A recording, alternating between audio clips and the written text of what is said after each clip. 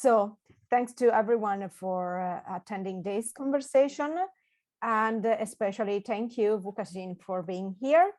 And yeah, we have time today maybe to speak better about and talk better about your work, practice, background. I'm really curious to listen from you really better everything about your practice and your career as a photographer at the beginning, and then about your Asylum Archive that now I don't think that anyone need any presentation about this work, but so. Thanks, Valeria. I feel yeah, it's interesting to be here again today, and I think Seamus and Lucky and yourself, Valeria, would be familiar with my work, with my practice. So perhaps maybe for other people who don't know, I'm not sure, would I be able to share any slides here, Valeria? Yeah, if you want, I have just to, yes, now you have the authorization to share the slide. Okay, fantastic. Yeah. That'd be great. And perfect. Then, okay, super. So how do I start? Again, very pleased to have Asylum Archive as part of the Breaking Borders in Goma. Seamus, you must give us an update. How does it look, and any criticism, because you presume we're able to go and have a look at that physically. So I kind of been working on this project for the last 14 years, really, and it's always very interesting how I, no matter how much I would try to depersonalize the Asylum Archive, and no matter how much I'll try to kind of think about something else and to focus on something else in terms of my art practice, etc., I always find something really, really intriguing and interesting.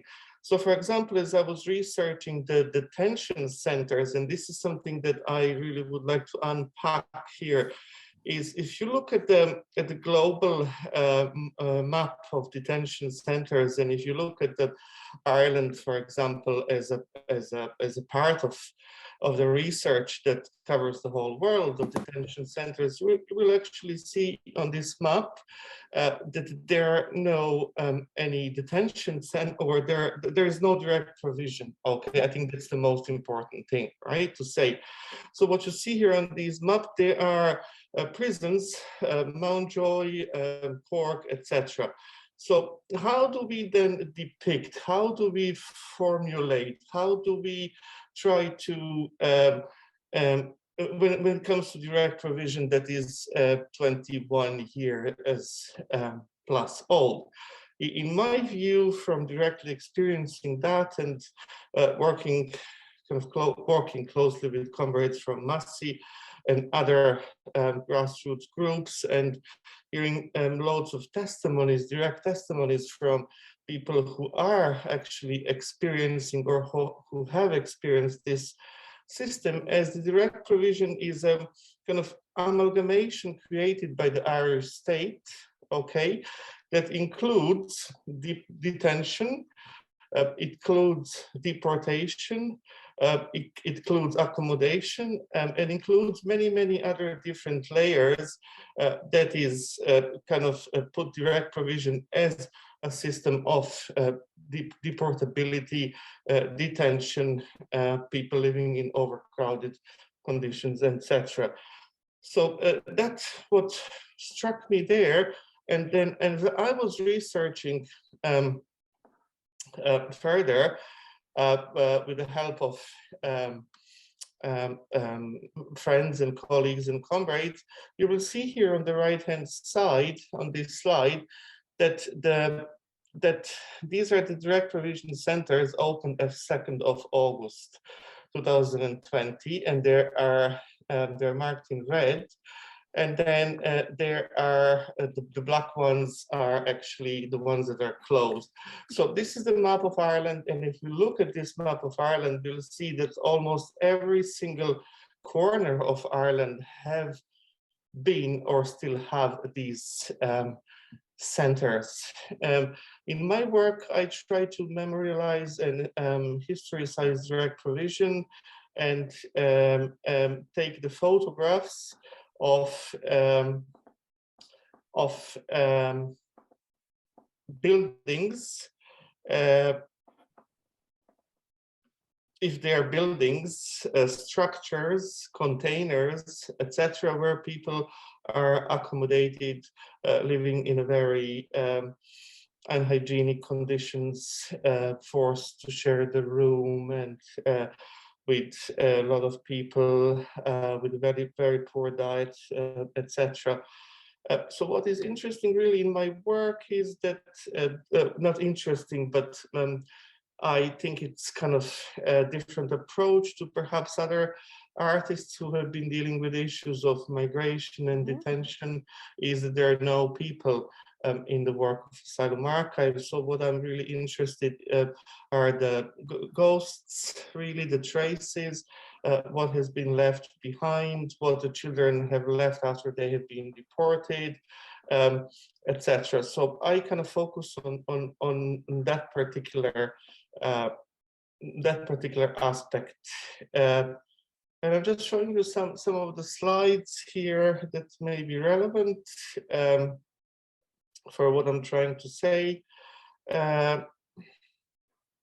Yes, so I think that's kind of really important. And then as much this is an art practice, it's also kind of what I'm really trying as a human being to approach this issue of direct provision from different angles. So the other angle would be academic or the scholarly aspect. So recently have published a book with Ronit Lentin, Dissolving the Asylum, etc. So I think that the direct provision has to be surrounded by many different angles in order for us as artists, academics, activists, curators want to dismantle it, and hoping for the best possible outcome for the future accommodation of people seeking international protection in Ireland. It's really interesting when we look, for example, at this building in the Hibernian Direct Provision Centre in Portlaoise, that there are many different layers of carceration being embedded in different buildings. And as I strongly believe that direct provision is a continuation of the previous Irish carceral sites like mother and baby homes and industrial schools and Magdalene laundries. We can see in buildings like this one, like the buildings in Mount Trenchard in Foynes that has been closed, for example, that these places have already been accommodated in the past to house marginalized, poor, non-desirable people. We have this tendency as a society to hide things under the carpet, and to kind of move on with the progress, whatever the progress is, and with the society, and we often don't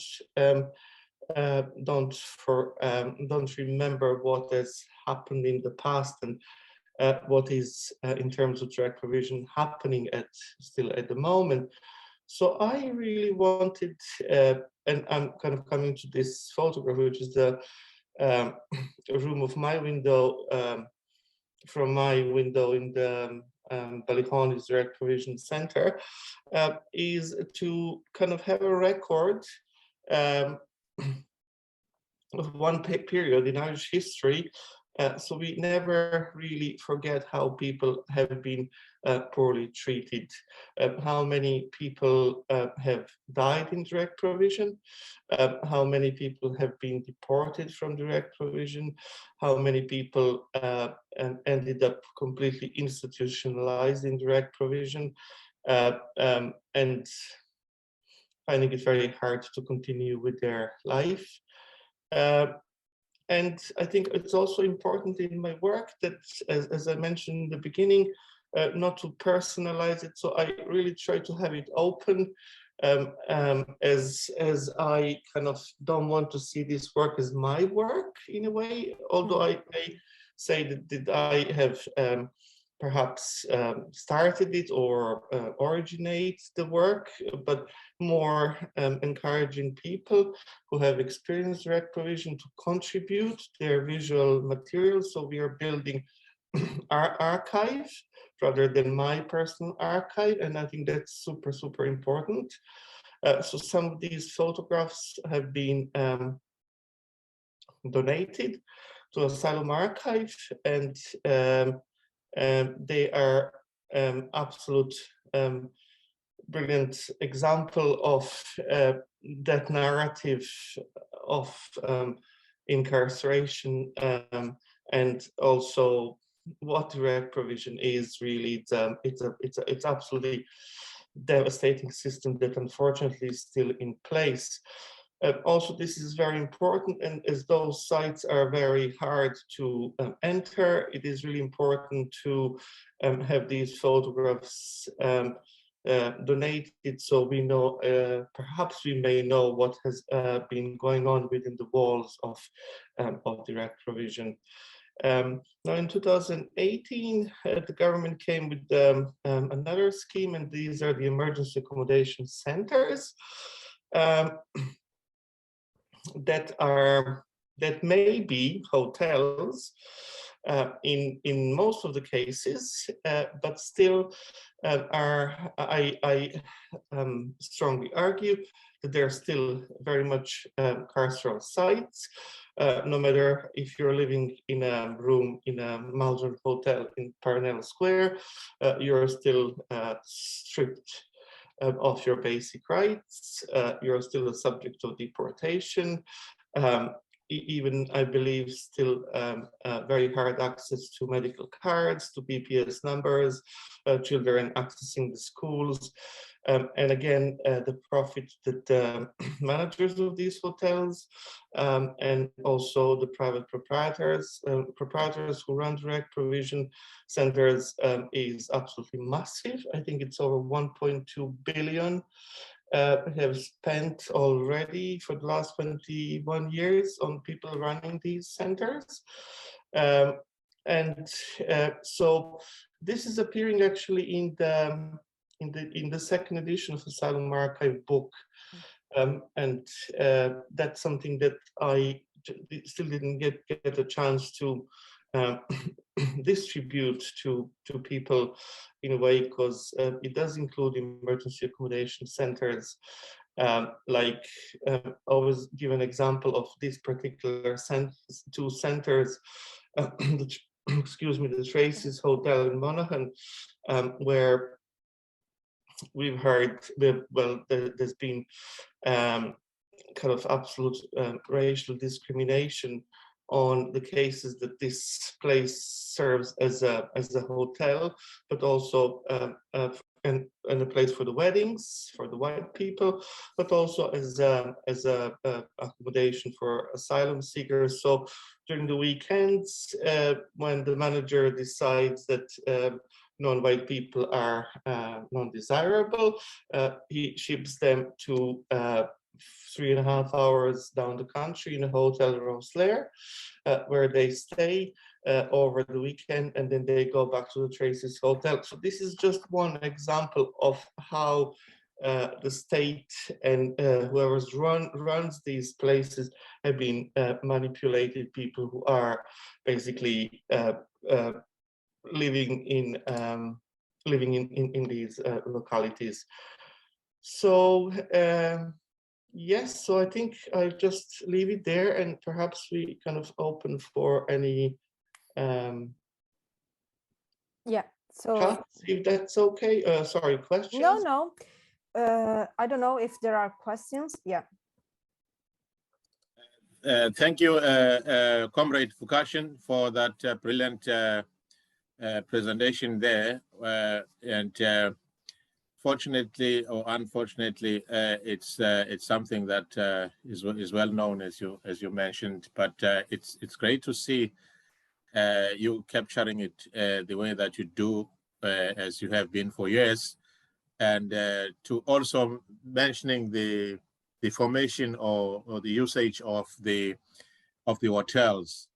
And as you rightfully say, that it can look as rosy as it is, but the misery that it caused to people that it's supposed to protect, and it's evident from inside. It's just excellent work, and well done one more time on this. I wish everyone in Ireland and beyond would see what is really happening in the name of protecting and giving service to people that are vulnerable, who seek the right protection, and but suddenly subjected to evictions and deportations. And so you put it so clearly there. Appreciate that. Yeah, that's the comment that I wanted to make before I step out. I just took this time during my break, so it will end in the next kind of 8 minutes. So yeah. So thank you. And good to see everybody as well here, Comrade Seamus in Waterford, and the warrior there, Hayes. Great to see you. Great, Lucky. Keep on with the good work, comrades. Thank you. Thank you so much for everything. So for your contribution and this now, I think it's important for everyone to know what is happening behind. And as you mentioned before, Vukašin, that because all this time, what is happening, that people, they are trying to hide under the carpet the reality, and that it's terrible, but we needed to have the courage to see and face the problem and what is happening in the reality.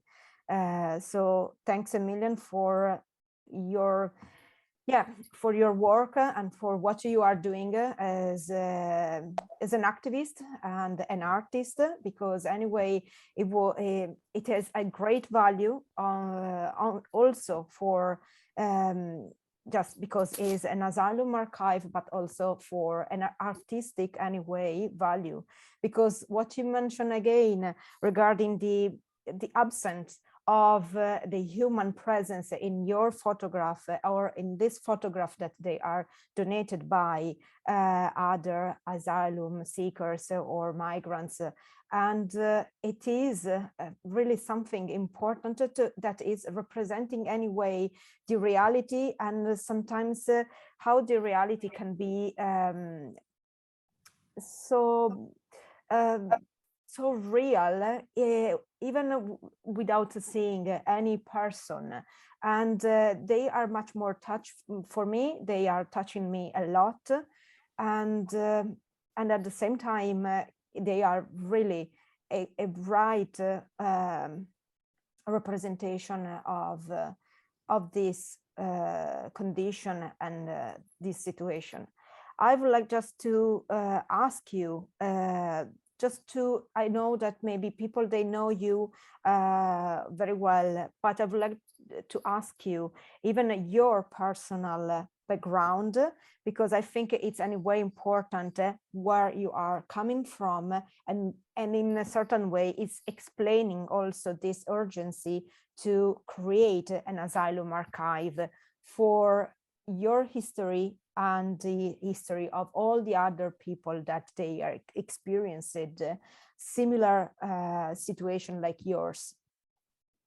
Yeah, I think it's a very important question. The one thing that I must not do really, and this is a personal struggle that is lasting, that I don't have that tendency to try to represent other people, or I think we have a wonderful group, activist group, MASI, that does work kind of closely with asylum seekers, but I'm trying to say that my truth may not be universal truth, and I just really want to take away that issue of representation.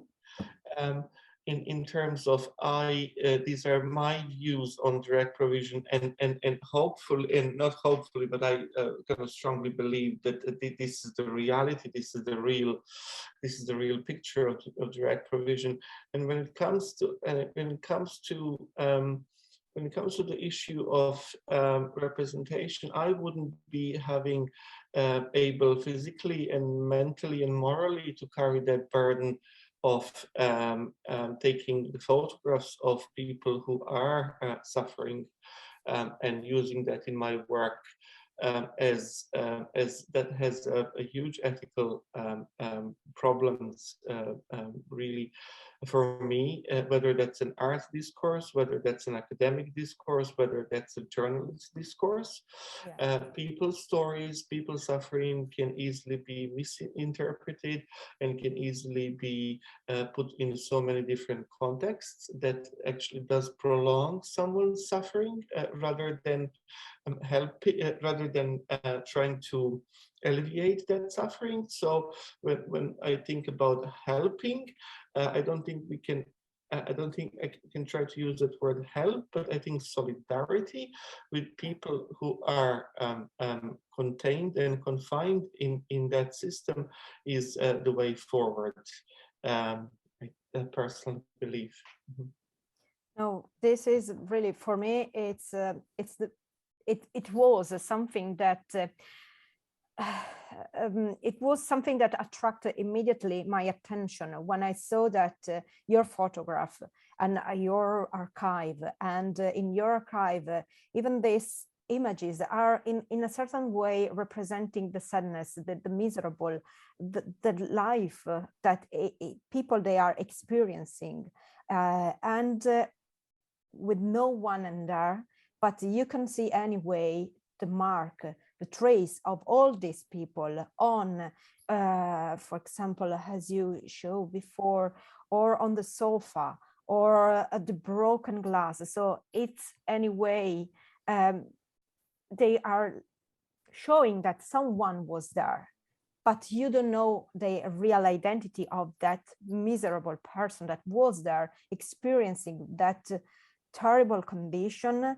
Anyway, it's given us the opportunity to be much more in contact, because everyone can be in that place, can be that person, and we can be maybe much more close to that person that maybe was there, and it's more than look at someone else that maybe it's sad sitting on maybe an empty room, more than look at that empty room. I think it's giving us the opportunity to really feel in a certain way that experience. And so for that reason, I have just to thank you for what you are doing, for showing all the time these problems, and be an activist in this way, not only an artist. Personally, I was absolutely delighted with the artist that you chose, because when I was reading the proposal, I was so happy to see Vukašin in it, because in 2019, in December 2019, 2 years ago, he launched the Asylum Archive book in its Waterford launch. So it was full circle for the Asylum Archive in Waterford. Well, one of the things that I noticed over the years that I've been campaigning alongside comrades like Lucky, who's had to leave us there, and Vukašin and others, and alongside Masai, is that I'm always surprised the amount of people who don't know or understand what direct provision is. Sometimes it's just something passing that they hear on the news. And I remember in particular when I was in Waterford Institute of Technology discussing this with some of the lecturers there, and they had no idea what it was. And it was at the time that Vukašin had the Asylum Archive in Garter Lane. So very kindly, Vukašin came down from Dublin to do a talk with the 4 students of the arts faculty in the college, and among them the lecturers. And it was an education for the lecturers, I think, to hear about exactly what was going on. Now, I do have a question, Vukašin, for you, because as you know, we have campaigned for many years to get rid of this horrible system. But how do you feel about your comrade Novak Djokovic's, the attention he's getting for spending a weekend in a carceral situation?